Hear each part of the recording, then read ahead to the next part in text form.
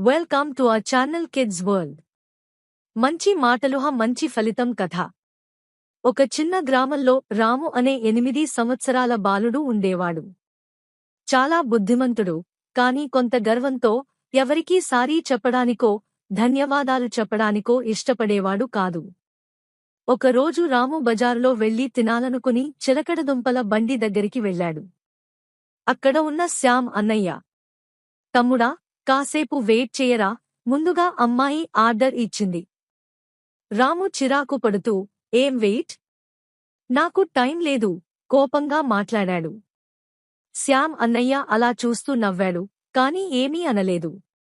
ఆదివారం రోజు స్కూల్లో మంచి ప్రవర్తన పై ఉపాధ్యాయులు చిన్న డ్రామా పెట్టారు. అందులో రాము పాత్రలో మంచిగా మాట్లాడే పిల్లవాడు గా ఉండాలి. ప్రాక్టీస్ చేస్తూ ధన్యవాదాలు, క్షమించండి, దయచేసి అనే మాటలు పదే పదే చెప్పాడు. క్రమంగా ఆ మాటలు నిజంగా అలవాటయ్యాయి. ఒకరోజు అదే బజారులో మళ్లీ శ్యామ్ అన్నయ్య దగ్గరకు వెళ్లాడు.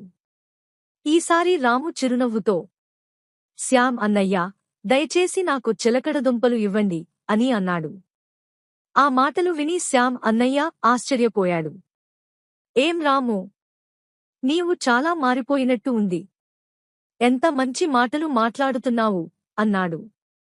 రాము నవ్వుతూ, ఇప్పుడు తెలుసుకున్నాను అన్నయ్య, మంచి మాటలు చెప్పడం వల్ల మనకి మంచి ఫలితాలు వస్తాయి. ఆ రోజు తర్వాత గ్రామంలో అందరూ రామును మంచి పిల్లాడిగా చూడడం మొదలుపెట్టారు. సందేశం: మాటలకి బలం చాలా ఉంది. మంచి మాటలు మనల్ని మంచి మనిషిగా చేస్తాయి. బాయ్ బాయ్ పిల్లలు, మళ్ళీ మంచి కథతో కలుసుకుందాం.